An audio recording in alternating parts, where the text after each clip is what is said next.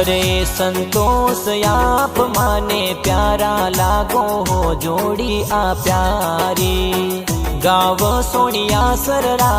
वासी कई जो हो मौज मनाणी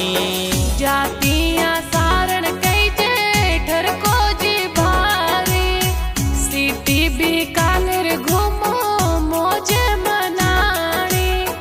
मैं हर करणी माताजी बाबूजी राठौड़री जोर आ कही जे मुकसा बालोतरा ए प्यारा प्यारा गाना लिखावे